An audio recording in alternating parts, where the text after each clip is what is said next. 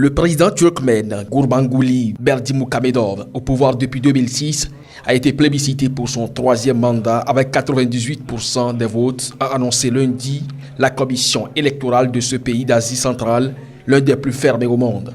La commission a également annoncé un haut taux de participation, plus de 97% pour le scrutin qui s'est tenu dimanche, dans lequel l'autocrate se présentait contre 8 candidats presque inconnus, condamnés à faire de la figuration. Après 2 mandats de 5 ans chacun, Gurbanguly doit cette fois-ci rester au pouvoir au moins 7 ans grâce à une réforme constitutionnelle adoptée en septembre.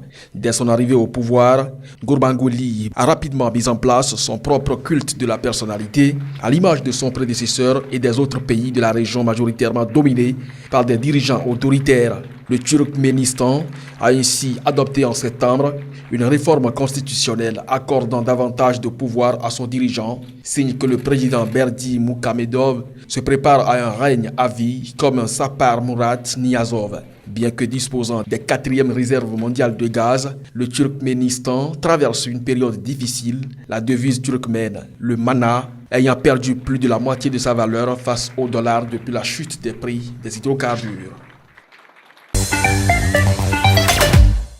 Bleu, jaune, rouge, des dizaines de milliers de manifestants ont formé ce dimanche à Bucarest un drapeau roumain géant illuminé par leur téléphone portable. Ils réclament toujours la démission du gouvernement qu'ils accusent de miner la lutte contre la corruption. Bravant des températures glaciales pour le 13e jour consécutif, près de 80 000 personnes, dont de nombreux jeunes et des familles, venus parfois avec leurs chiens, sont descendues dans les rues des grandes villes de Roumanie pour exprimer leur défiance face à l'exécutif social-démocrate et défendre l'état de droit. À Bucarest, ils étaient jusqu'à 50 000 rassemblés devant le siège du gouvernement, place de la Victoire, scandant en chœur voleurs et démission, selon les estimations de plusieurs médias roumains, dont la télévision publique. C'est un signe de révolte, en même temps de peur. Nous sommes venus parce que nous ne voulons pas revenir 25-30 ans en arrière. C'est peut-être la dernière chance que nous avons d'empêcher ces gens de nous faire revenir en arrière au temps du communisme. Dans le reste du pays, près de 30 000 personnes ont défilé, dont 10 000 à Cluj, la grande ville de Transylvanie, 4 000 à Timișoara et 5 000 à Sibiu. Entrée dans l'Union européenne en 2007, la Roumanie a intensifié sa lutte contre la corruption il y a quelques années. De nombreux ministres ont été condamnés à des peines de prison ferme pour des abus et le parquet national anticorruption est devenu une des institutions dans lesquelles les Roumains ont le plus confiance.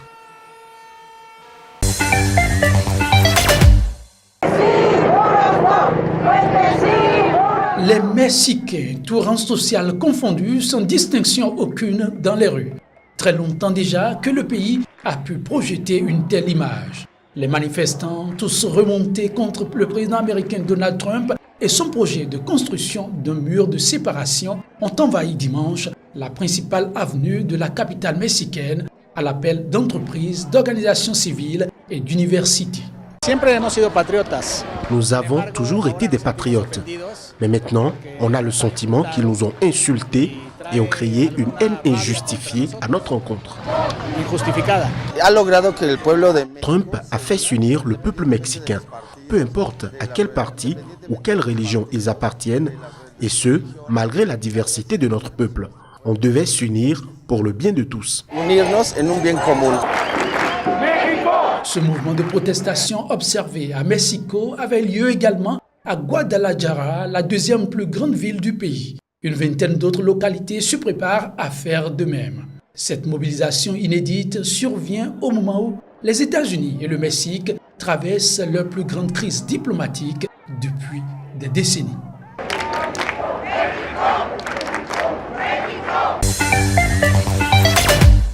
Le premier round des élections pour le chef du gouvernement de Hong Kong débute bientôt. Et alors que les opérations commencent mardi, les 4 candidats en liste tentent déjà de séduire le public. C'est le premier vote du genre depuis l'immense mouvement pro-démocratie de l'automne 2014 qui avait échoué à obtenir la moindre réforme politique. Anyone who is going to be the next CEO Quiconque deviendra le prochain chef de l'exécutif devra faire la liaison entre les démocrates à Hong Kong et Pékin. C'est une tâche difficile. Pour le moment, il est peu probable que Pékin relâche le contrôle sur Hong Kong. Voyant déjà dans le sortant l'impopulaire Long Chong-ying, la marionnette de Pékin, les militants démocrates et certains habitants jugent inévitable que le vainqueur devra répondre de ses actes devant les autorités chinoises. Carrie Lam is seen as a successor. Carrie Lam est considéré comme le successeur de Leung, donc la majorité de la population veut un chef de l'exécutif plus libéral qui représenterait mieux les intérêts des Hongkongais. Cette personne n'apporterait sûrement pas la démocratie, mais les gens pensent que si la position idéologique de Leung continue, il n'y aura aucune chance d'avancée démocratique dans les prochaines années. Le chef de l'exécutif est désigné par un comité de 1200 membres issus de groupes d'intérêts souvent acquis à la Chine. Ces 1200 représentants sont sélectionnés par un pôle de 230 000 électeurs issus de secteurs allant du monde des affaires à l'éducation et comprennent les 70 députés du Conseil législatif. Deux responsables de l'opposition pro-russe dans le viseur de la justice au Monténégro. Le parquet a demandé lundi la levée de leur immunité parlementaire.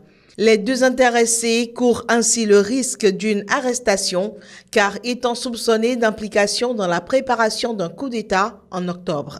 Les autorités avaient accusé les auteurs présumés d'avoir voulu renverser celui qui était alors Premier ministre du Monténégro pour son orientation pro-occidentale.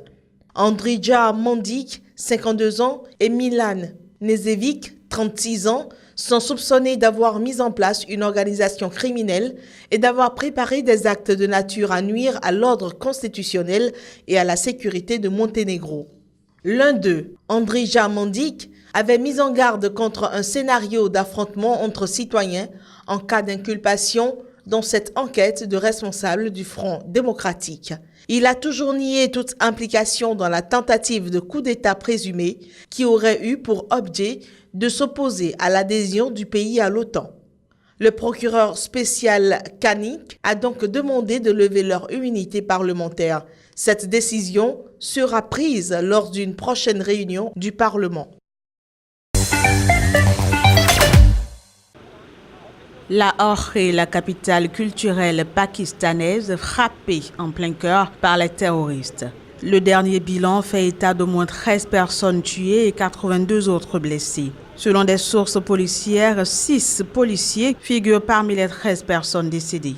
L'incident s'est produit au moment où la route était bondée de monde en raison d'une manifestation de plusieurs centaines de pharmaciens qui protestaient devant l'Assemblée provinciale du Pendjab contre une loi régulant le secteur médical. L'explosion a très vite été revendiquée par les talibans. Ils n'ont aucun lien avec l'islam et ils ne croient en aucune religion. Ils ne savent que tuer des gens. C'est un acte de terrorisme. Le gouvernement doit contrôler tout ça. Lahore a déjà été secouée par l'un des attentats les plus meurtriers en 2016. Un kamikaze taliban a fait détonner sa charge dans un parc bondé le jour de Pâques, tuant plus de 70 personnes, dont de nombreux enfants. 33 personnes ont péri ce lundi soir dans un accident d'autocar survenu à l'est de Taïwan. Essentiellement des personnes âgées, les passagers, 44 au total, revenaient de la visite d'une ferme dans la région de Taichung, dans le centre de Taïwan, lorsque le véhicule a quitté la route.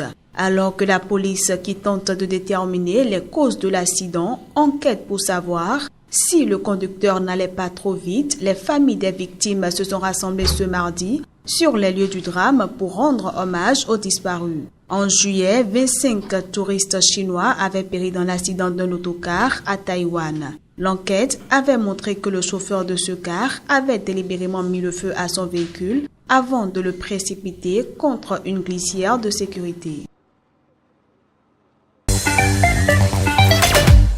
Troisième dirigeant étranger à être reçu par le nouveau président républicain, le premier ministre canadien Justin Trudeau, est arrivé ce lundi en milieu de journée à la Maison-Blanche où il a été accueilli en personne par Donald Trump.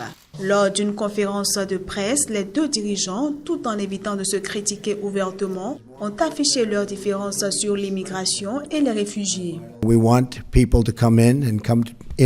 Nous voulons laisser entrer des personnes dans notre pays, mais nous ne pouvons pas laisser les mauvaises personnes entrer. Je ne laisserai pas ceci arriver sous mon administration. Les gens, les citoyens de notre pays veulent cela. Et c'est aussi leur état d'esprit, je vous le dis. Nous recevons beaucoup d'éloges pour notre position. C'est une position basée sur le bon sens. Quand nous nous assoyons, comme nous l'avons fait, et comme nos équipes vont s'asseoir dans les semaines et mois à venir pour parler de comment on va continuer de créer des bons emplois pour nos citoyens des deux côtés de la frontière. En ce qui concerne le libre-échange, Donald Trump s'est d'abord efforcé de rassurer son voisin du Nord sur la renégociation à venir de l'accord de libre-échange nord-américain, assurant que sa principale source de préoccupation était le Mexique. Nous entretenons des relations commerciales exceptionnelles avec le Canada. Nous allons les ajuster. Nous ferons certaines choses qui bénéficieront à nos deux pays. Justin Trudeau a lui inlassablement souligné la nécessité de garder une circulation sans accroc des biens et des personnes entre les deux pays.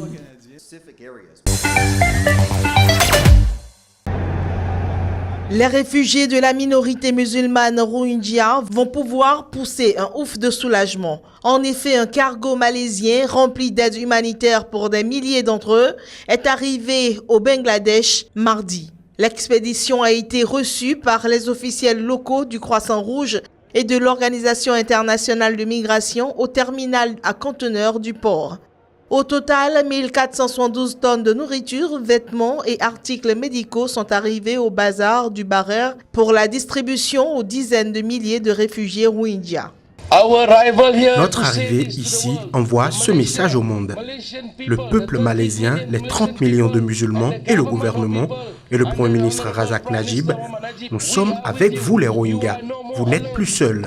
Si Dieu le veut, nous vous aiderons et je crois que tous les frères asiatiques vont venir vous aider pour soulager votre fardeau. Cette aide humanitaire va être distribuée par l'OIM, l'Organisation internationale pour les migrations. L'OIM et le Croissant Rouge sont ici et vont emmener cette aide par camion. Il y a environ 2000 tonnes d'aide humanitaire et ils vont la distribuer aux bonnes personnes.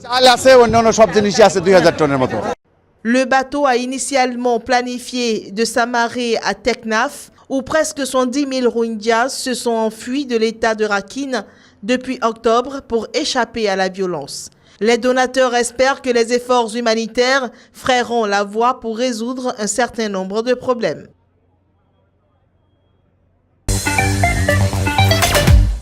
La Colombie et la guérilla de l'ELN en pourparlers de paix depuis une semaine ont annoncé ce jeudi un premier accord sur la participation de la société civile ainsi que sur des mesures humanitaires pour parvenir à un cessez-le-feu bilatéral. Ces pourparlers délocalisés dans la capitale de l'Équateur visent à mettre fin à plus de 52 ans de confrontation armée.